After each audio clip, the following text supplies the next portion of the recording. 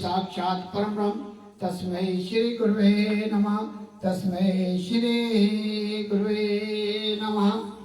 तुमेव माता च पिता तुमेव बन्धु च सखा तुमेव विद्या द्रविणं तुमेव सर्वं मम देव देवा। तुमेव सर्वं मम देव देवा। बोलो जयकारा।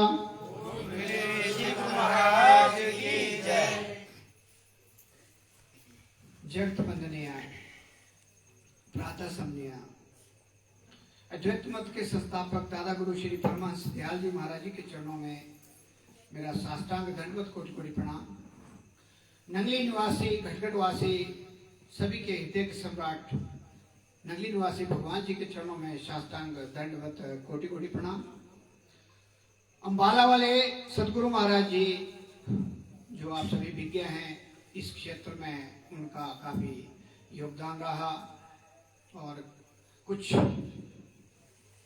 उस टाइम के हमारे पुराने बुजुर्ग हैं जिन्होंने उनका सानिध्य, उनका सत्संग, उनका साथ और उन्होंने दिन रात मेहनत करके अपनी नौकरी वगैरह परिवार को त्याग कर घर घर में आकर इस बगीचे को इतना बड़ा बनाया है कि आज हम जहाँ कहीं भी जाते हैं तो कम से कम हमें आनंद आता है कि इस कलयुग में जीव जिसे खाने का भी टाइम नहीं है, सांस लेने का भी टाइम नहीं है, उसके बावजूद उनका आशीर्वाद सब पर है और अपना समय निकाल कर गुरु महाराज जी की महिमा, उनके गुणगान और अपने जीवन को सफल बना रहे हैं। तो उनका आशीर्वाद सभी पर है, इसीलिए आप लोग यहाँ बैठे हैं। तो मैं उनके चरणों में दंडवत कोटि कोटि प्रणाम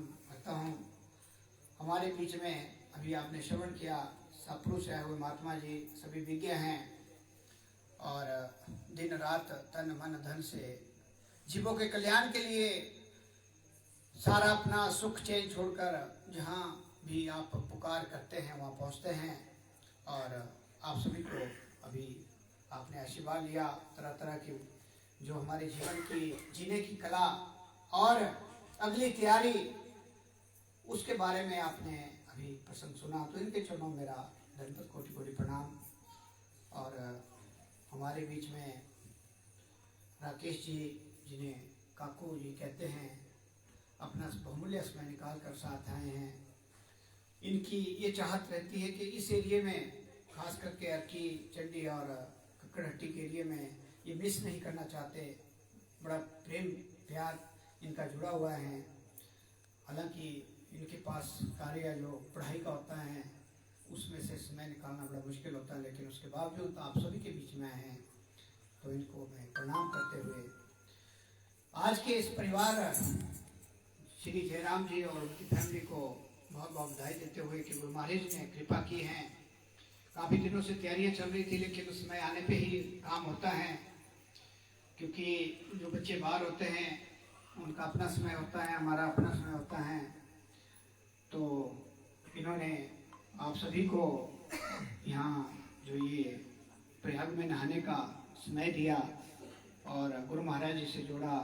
साथ में दो काम हो जाते हैं, एक तो एरिया की शुद्धता हो जाती है, परिवार की शुद्धता हो जाती है, और साथ में जो भंडारा दिया जाता है उससे धन की शुद्धता हो जाती है।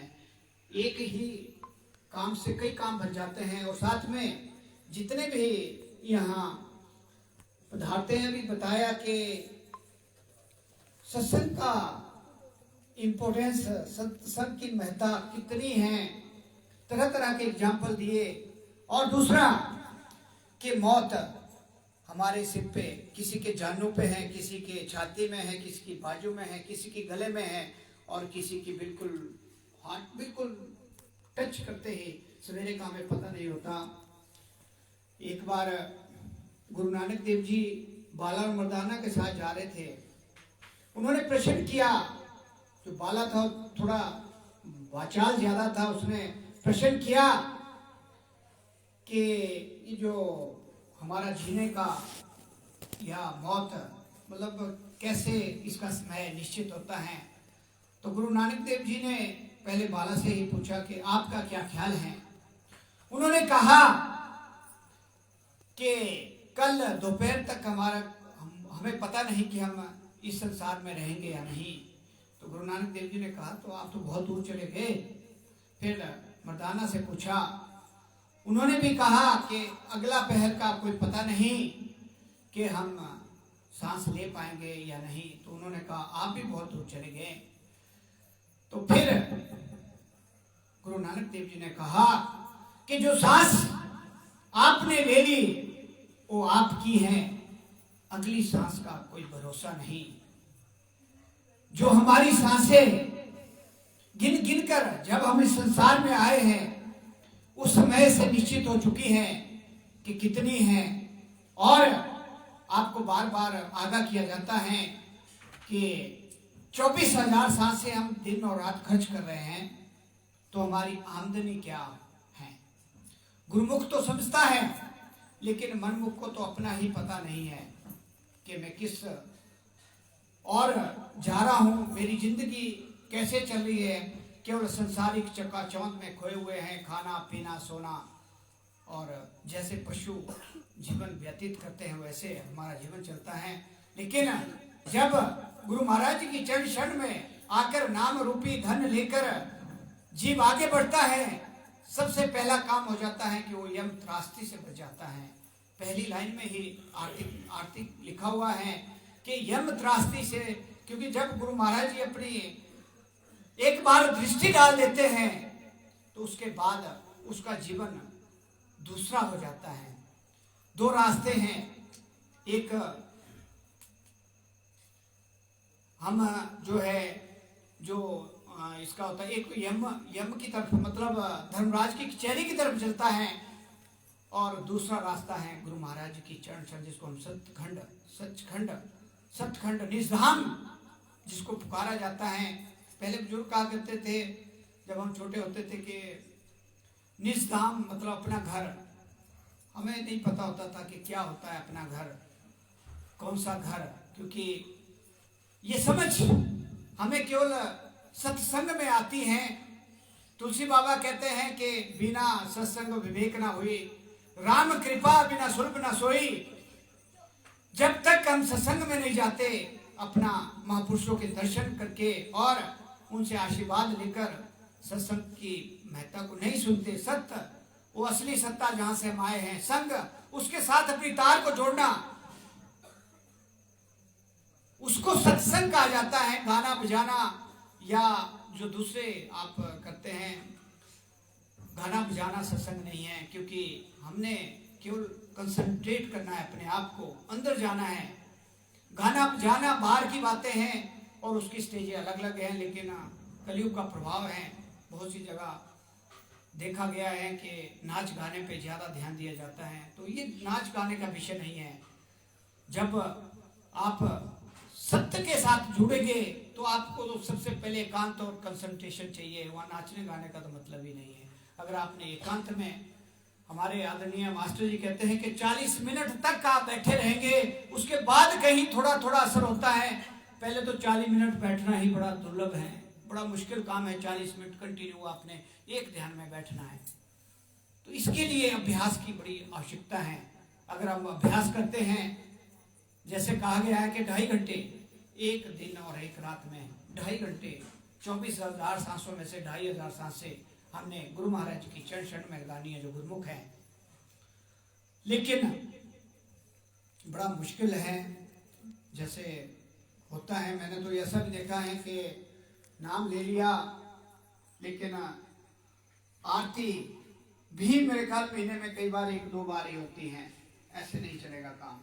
जैसे शरीर के लिए खाने की आवश्यकता है, उसी तरह एक रूटीन हमारा जब तक नहीं बना, हम जुड़े नहीं। जैसे आप शब्द लेते हैं कि मैं रोज भजन करूंगा, कौन सा भजन करूंगा ये भी बताया जाता है, लेकिन हम अपने कार्य को सही ढंग से नहीं करते। इसलिए जो हमारे लाइफ में उतार चढ़ाव आते हैं, यही वजह होती है कि हम अपने कार्य में पूरी तरह सफल नहीं होते। हम जो हमने विषय चुना और जिसकी हमने शर्त ली उसको हम पूरी तरह नहीं निभाते, इसलिए उतार चढ़ाव आते हैं। ये देख लेना, जब आप पूरी तरह सजग रहेंगे, जागते रहेंगे, तो आपका जीवन बड़ा सही चलेगा। यहाँ भी स्वर्ग होगा और अगला भी रास्ता बनेगा। उसके लिए आपको कर्मठ बनना पड़ेगा। सत्य कर्म करते हुए गुरु महाराज जी की चरण शरण जो आपको मिली है, बड़े भाग्य से मिलती है। और किसी किसी जीव में, करोड़ों में एक जीव होता है बिल्ला। गुरबाणी में लिखा है कि कोई बिल्ला जीव इस दरबार से जुड़ता है। सबके बस की बात नहीं है। जिसके पिछले जन्म के कोई शुद्ध कर्म और इस जन्म के क्रियावान कर्मों का जो लेखा जोखा होता है, उसके साथ जब हम दोनों का कॉम्बिनेशन बनता है, तब जाके कहीं ऐसा हमारे को दरबार, ऐसा सत्संग और ऐसे प्रयाग में नहाने का मौका मिलता है। तो इसलिए जिन्होंने नाम लिया हुआ है, उनसे मेरी यही गुजारिश रहती है कि सवेरे का टाइम 3 से 6 के टाइम के बीच में आधा घंटा, 1 घंटा, 15 मिनट, जितना भी निकलता है अपने हिसाब से जरूर निकालना चाहिए। और डेली एक रूटीन बनना चाहिए। और जब आपका रूटीन बना तो मैंने ऐसा देखा है कि अगर आप चाहते भी नहीं हैं तब भी चाहत अपने आप बन जाती है। क्योंकि ऐसी एक हमारा अंदर से आइको बन जाता है, उसमें गुरु महाराज जी की कृपा होती है कि वो अपने आप उठा देते हैं जब समय होता है। बहुत सी बार ऐसा देखा गया है। तो इसलिए ये जो नाम रूपी आपको पारसमणि मिली है, इस जीवन को सफल बनाने के लिए हमें इसका पूरा पूरा लाभ उठाना है। मैं छोटा सा एक आपको प्रसंग के महापुरुषों के सत्संग में आपके आने का क्या लाभ होता है, छोटा सा प्रसंग आपने पहले भी सुना होगा कि एक बार नारद मुनि जी ने संत जैसे बैठे थे, उनसे प्रश्न किया कि जो महापुरुष लोग सत्संग करने कहीं भी आते हैं, किसी भी घर में आते हैं, तो उसका क्या लाभ होता है। प्रसंग तो बहुत बड़े बड़े हैं, 2-2, 2.5 घंटे के, लेकिन मैं छोटा सा क्योंकि समय कम होता है। तो महापुरुष तो संत तो अपने वो डायरेक्ट आंसर नहीं देते, वो तरीके से बताते हैं और तरीके से समझाते हैं, और उनका एक इशारा ही जिंदगी को बदल देता है। जैसे भी आपने रत्नाकर डाकू का सुना, जब उन्होंने संतों को बांधा था तो संतों ने बोला कि हमारे बांधने से कुछ नहीं होगा, हमारे पास कुछ भी नहीं है। तो उन्होंने एक इशारा किया कि जो तू कर रहा है, रत्नाकर डाकू को कहा कि तू जो कर रहा है, क्या तूने घर वालों को पूछा है कि वो तेरा साथ देंगे जब मुसीबत आएगी। तो उसका इतना सा कहना था। जब उसको पता चला, घर में पिताजी, माताजी, बीबी जी, बच्चों ने सबने मुंह फेर लिया, कहा कि भाई जो गलत कर्म करेगा उसका हिसाब तेरे को खुद देना पड़ेगा, ये तेरी ड्यूटी है, हमें पालना। जब उसको ये पता चला तो उसके बाद उसका जीवन ही परिवर्तित हो गया, एकदम से वो संत बन गया और उसके बाद नाम दान लिया और आगे आगे तो बहुत कुछ किया। तो बड़े बड़े प्रसंग हैं। तो इसी तरह जब संत जी ने उनके प्रश्न को सुना तो कहा कि आप ऐसा करो कि जाइए कि सामने दूसरे जाडला में एक कुआं है, उसमें एक सांप तैर रहा है, जाओ इस प्रश्न को उस सांप से पूछिए कि महापुरुषों का सत्संग में आने से हमें क्या लाभ होता है, उनके दर्शन से क्या लाभ होता है। इस प्रश्न का आंसर वो सांप देंगे। तो वो चले जाते हैं और देखते हैं कि सांप उस तालाब में तैरा होता है। नमस्कार करते हैं मुनि जी और पूछते हैं कि जो महापुरुषों के दर्शन हम सत्संग में करते हैं उससे क्या लाभ होता है। तो सांप की जो है मृत्यु हो जाती है। नारद मुनि जी वापिस चले जाते हैं संत जी के पास, कहते महाराज आपने तो क्या किया, मैंने जैसे ही प्रश्न पूछा तो मर गया। वो हंसे, बोले कोई बात नहीं, आप ऐसा करो कि दूसरे गांव में, जो आस पड़ोस का गांव था, स्पाटू में जाइए और वहां एक पंडित जी रहते हैं, उनके आंगन में एक तोता पिंजरे में